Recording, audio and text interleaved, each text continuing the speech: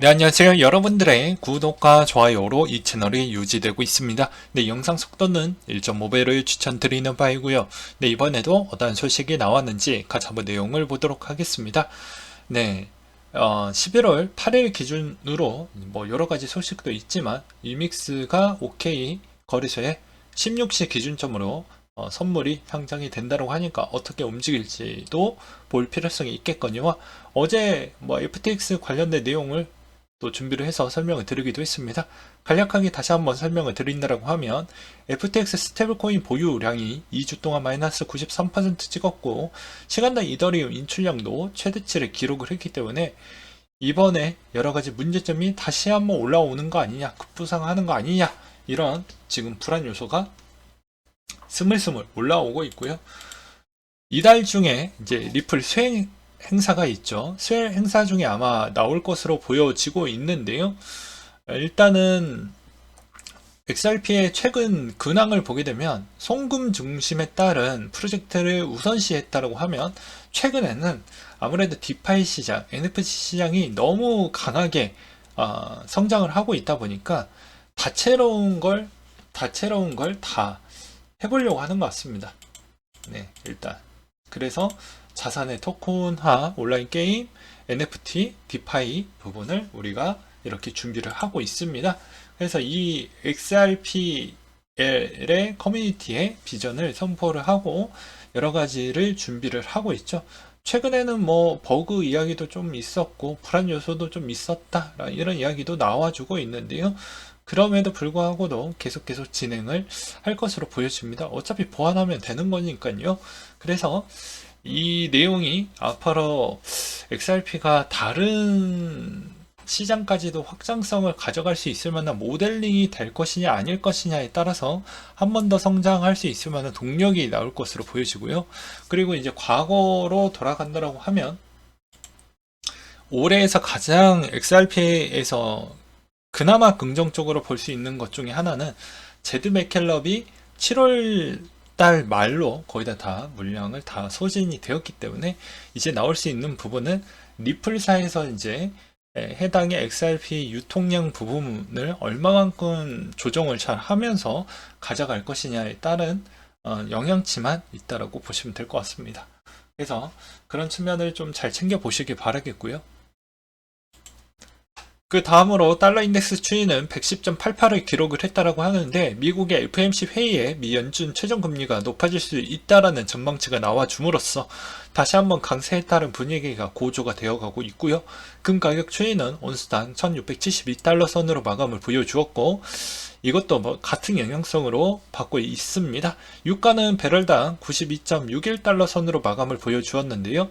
달러와 강세와 주요 중앙은행들의 긴축 기조에도 불구하고 주간 원유 재고 감소가 좀 많이 올라왔다라는 점이 이번에 유가에 영향을 좀 끼쳤다라고 볼 수가 있겠고 이번에도 뭐 SPR 전략 비축류 부분도 아무래도 뭐 내년 중에는 어떻게 해서든 그 곡간을 채워야 되기 때문에 그 기간 안때까지 인플레가 빨리 잡히면 상관이 없지만 그렇지 않았을 경우에는 상당히 곤란한 여지와 유가의 변동성도 커질 수 있는 가능성이 항상 열려져 있다고 보시면 될 것 같습니다.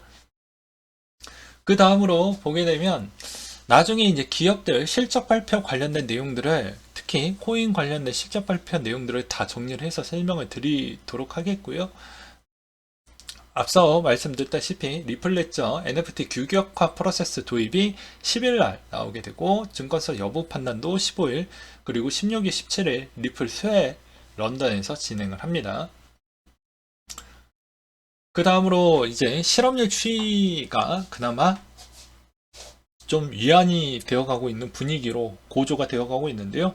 그것보다 가장 중요한 건 중간선거 시점이겠죠. 이 중간선거에서 이제 바이든의 이제 공화당 쪽에 더 하원, 상원 다 먹어버리게 되면 이게 이야기가 달라지게 됩니다. 그래서 지금의 예측치는 뭐 이런 형태로 나와주고 있는데 과연 어떻게 흘러가느냐가 관건이 될 것 같고요. 실업률 추이는 다시 한번 말씀드리지만 4.4 정도가 나와야 괜찮은 정도라고 볼 수가 있겠고요.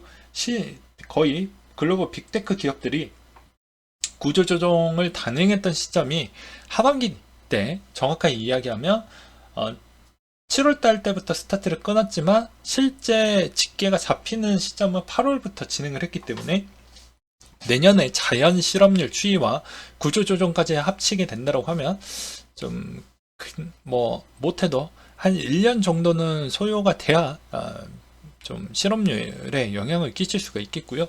이 실업률 추이가 미리 그걸 다 정점까지 찍고 나서 알 수가 있냐, 그런 건 아닙니다. 한번 올라가기 시작을 하면 쭉 올라가게 되어져 있어요. 예, 쭉 올라가게 되어져 있습니다. 이 말의 의미는 무엇일까요?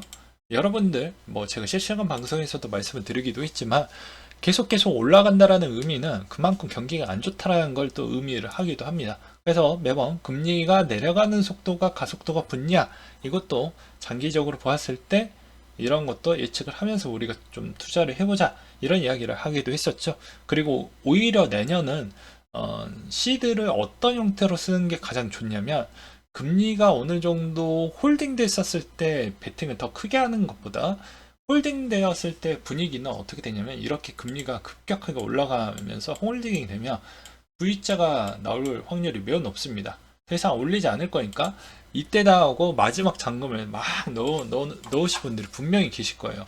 그렇게 되었을 경우에는 아무래도 많은 영향을 끼칠 수가 있겠죠. 그게 마지막 불씨가 될 수가 있기 때문에 그때 어느 정도 수익권에 있는 것은, 자산은 좀 정리를 하고 그 다음부터 내려가는 수순이 좀 더 가속화가 나올 것인데, 이게 이제 비트코인과 이제 어떻게 보면 지금의 미국 지수와 커플링 되었던 구간이 깨질 것이냐, 같이 붙어서 갈 것이냐에 따른 차이가 될 것으로 보여지고요. 포인트는 재미없는 이야기지만 포인트는 12월 달에 점도표를 보게 되면 알 수가 있을 것 같습니다.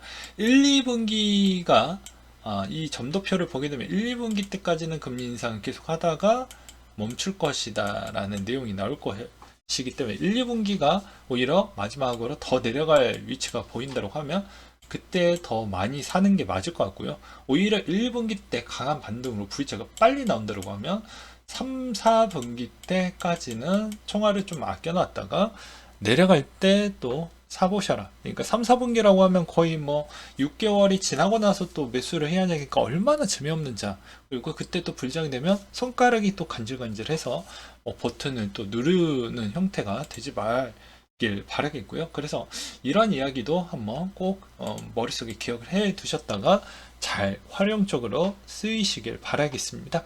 그리고 경기 침체 때 가장 많이 올랐던 자산군 중에 하나는 금이었기 때문에 그 기본값에 있어서 중국과 러시아가 제일 많이 모았고, 그 다음으로 터키, 우즈벡, 카타르, 인도 수순이 좀 많이 올랐다고 합니다. 그 다음으로 이제 트위터 쪽에서 이번에 일주일 만에 직원의 50%를 정리를 하겠다라고 나왔고요. 그 다음에 유료 구독 서비스 블루체크 있잖아요. 그 오른쪽에 닉네임 옆에 블루체크 이 체크란이 있는데, 이 체크란을 붙이는데 $8 정도가 든다라고 합니다. 과연 이게 그만큼 시너지 효과가 나올지도 전 잘 모르겠고요. 그리고 최근에 이제 너무 많이 나가니까 이제는 다시 한번 재조정을 좀 구조조정, 재조정을 좀 해보겠다, 이런 이야기도 나오기도 있습니다. 그리고 광고주들도 이제 갑자기 트럼프도 다시 데리고 오겠다 이런 이야기 하니까 이거 나중에 좀 우리 회사의 이미지도 타격 가는 거 아니야? 이렇게 또 자극적인 이런 내용들도 이렇게 필터링을 좀 해 주어야 되는데 그렇지 않을 수도 있다, 이런 이야기도 좀 돌더라고요. 그래서 그런 내용들도 있었고, 아크 인베스트 이제 돈나무 누나가 또 이런 이야기를 했는데요. 비트코인 $100만 간다, 기간 투자 중심으로 여전히 갈 수가 있다, 비트코인 가격 하락에 투자자산 진입의 기회를 모색하고 있으며, 캐시우드 7년 전 비트코인 $10만 매입했고 아직도 보유 중이며, 이제는 아크 인베스트는 GBTC를 통해 우회 투자를 하고 있다. 그 자금으로는 $6,740만 정도를 보유를 하고 있다고 합니다. 그래서 여러분들이 이번 달은 중간 선거가 가장 중요할 것 같고요. 그 다음에 개별 코인에 있는 소식은 뭐 기본 옵션으로 보시고, 내년은 아니 다음 달은 점도표가 가장 중요한 부분이야. 어느 위치에 있느냐에 따라서 한 번 더 상승기가 빨리 올 수도 있고요. 아니면 하반기에 빨리 하반기가 회복세를 보여줄 수가 있기 때문에 이런 점을 잘 보셔라. 그 대신 여러분들이 생각하는 이상적인 트렌드 구도가 나오지 않을 확률이 매우 높기 때문에, 그 말의 의미는 무엇이냐면 와 해서 이렇게 올라가진 않을 거라는 거예요. 네, 그냥 이때와 비슷합니다. 18년도만큼 많이 내려왔으면 19년도 이 정도만큼만 올라올 텐데, 이 올라오는 만큼만 2023년도 때를 그렇게만 먹고 나오는 전략이 가장 건강한 자리로 보는 게 맞을 것 같다. 그게 연속적으로 이어져서 그렇게 올라가기에는, 이게 이제 이때가 하반기 때 되면 이제 알 수가 있는데, 미국의 경기 침체로 들어가냐, 진짜 들어가지 않고 그냥 잠깐 발만 담그고 나왔냐, 이런 형태인데, 아마 실업률 추이를 저렇게 가속도를 낸다라는 건 아까 이야기했잖아. 한번 이렇게 올라가기 시작하잖아요. 실업률 추이가 올라가고 어떻게 보면 물가가 어느 정도 내려가는 속도가 붙기 시작하면, 이거는 관성의 법칙과 비슷합니다. 그냥 한번 내려가면 이걸 스탑해야 하면 스탑이 되는 게 아니에요. 그러면 그게 사람들이 데이터를 보고, 연준은 데이터를 보고 결정을 하기 때문에 항상 늦습니다. 그러면 당연히 어느 정도 이게 가속도가 더 붙겠죠. 이미 붙어져 있는 가속도가 붙어져 있는 상태에서 제동을 걸려가면 걸릴까요? 그게 아니기 때문에 그런 점도 좀 보셔라. 그래서 희망을 풀로 돌리고 싶지만 현실적으로 좀 보면서 투자를 좀 해보자. 이게 진정한 건강한 투자 방식이기 때문입니다. 뭐 다양한 의견 그리고 다양한 관점 다 존중을 하지만, 본인의 투자 철학과 기준은 어긋나지 않은 상태에서 꼭 하시길 바라겠어요. 제 이런 내용도 다 조금이라도 도움이 되고자 공유를 드리는 부분이고요. 그냥 참고만 하시길 바라겠습니다.